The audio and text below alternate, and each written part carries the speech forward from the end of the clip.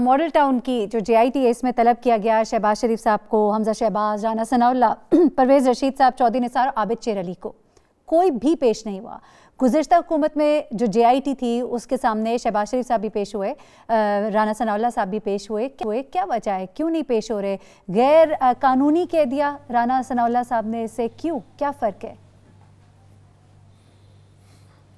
देखिए मुझे इस पर मैं किसी में से किसी का स्पोक्स पर्सन तो नहीं हूँ, लेकिन पार्टी का नैरेटिव भी इस चीज़ में मालूम नहीं। लेकिन जो हकीकत है और जो एज अ लॉयर और जो हमारा स्टांस रहा है वो ये है कि जिस JIT का फैसला एक दफ़ा हो चुका, उसका कोर्ट्स ने उसको पहलू को देखा, हाई कोर्ट ने देखा और आपके सामने आया, तो उस JIT को दोबारा पूरी फाइंडिंग को 6 महीने जिस पे लगाए उसकी फाइंडिंग्स को ख़त्म करके और नई तशकील देना इज़ अनकॉन्स्टिट्यूशनल।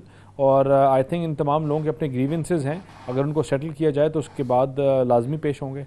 लेकिन दानियाल साहब, मेरी शायद कम फहमी होगी इस मामले में, जो पिछली JIT थी उसके सामने तो लवाहिकीन पेश नहीं हुए थे। अब ये जो JIT बनाई गई ये भी सुप्रीम कोर्ट के ऑर्डर पे बनाई गई है, खुद से तो नहीं बन गई। इसे गैर कानूनी किस तरह से कहा जा सकता है? और फिर इसके सामने पेश हो जाए, वहाँ लवाहिकीन पेश नहीं हुए, यहाँ पर ये पेश नहीं होंगे, इंसाफ का मामला बीच में लटक कर रह जाएगा। अगर अपना दामन पाक साफ है तो फिर डर किस बात का? सुप्रीम कोर्ट की बनाई हुई JIT है ना। देखें, पिछली भी सुप्रीम कोर्ट की बनाई हुई थी, उसमें हाई कोर्ट का भी ऑर्डर था। लेकिन जो हकीकत है कि आपको आपके तमाम इन लोगों ने अपना नैरेटिव दिया था, अपना अगर वही नैरेटिव इसी JIT में इस्तेमाल किया जाए जो पहले दिया गया था और लवाहिकीन का नैरेटिव भी लिया जाए, तो आई थिंक हकीकत सामने आ जाएगी। और हमने पहले भी इसमें साथ दिया और अभी भी देते हैं, और उसके अलावा कोई इनको सवालात का आई थिंक कोई अगर हिस्सा बनने की वो कहते हैं, तो उसके बाद I think all the members will be there to represent और to be in front of the JIT।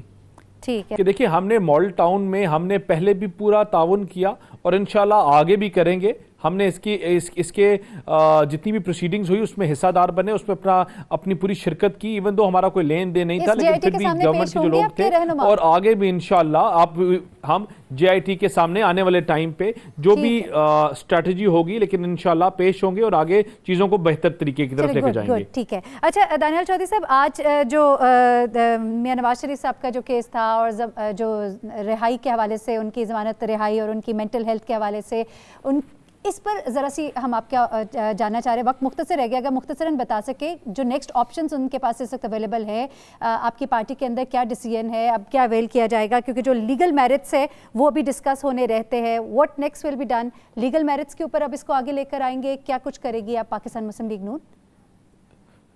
देखिए जी, ये जो केस था ये मेंटल हेल्थ का नहीं था, ये उनकी फिजिकल हेल्थ, जिसमें स्पेशली उनका हार्ट और कार्डियक पेशेंट, इस चीज़ का फिजिकल हेल्थ का केस था। और जो सुप्रीम कोर्ट ने आज हाई कोर्ट ने अपनी फाइंडिंग्स दी, बेल रिजेक्शन की, वो यही कहा कि हाई कोर्ट ने कि अगर क्योंकि मामला इतना सीरियस नहीं है तो इसलिए उनको अलाउ नहीं की गई बेल। और ये सुप्रीम कोर्ट की एक जजमेंट थी रिसेंटली खोसा साहब ने जो दी थी।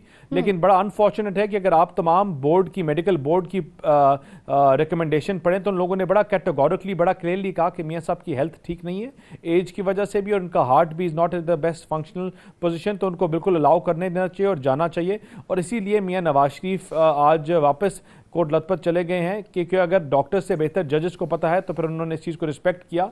और अगर उन्होंने कहा कि अगर जजेस को लगता है मेरी सेहत को कोई नुकसान खतरा नहीं है तो फिर I should go back to the jail, and that is why he went back to the jail. और जहाँ तक रेमेडीज़ की अवेलेबिलिटी की बात करते हैं जी, तो आगे हम, क्योंकि इंशाल्लाह 16 को दोबारा तारीख लगी है फॉर द बेल एप्लीकेशन, जहाँ मेरिट्स के ऊपर डिस्कस किया गया, तो हम बड़े पॉजिटिव हैं। Being a lawyer, being an advocate, I am very positive, क्योंकि ये केस में इंशाल्लाह उनको ना कि ऑर्डर सस्पेंड होगा, उनको बेल भी मिलेगी इंशाल्लाह। चलिए ठीक है।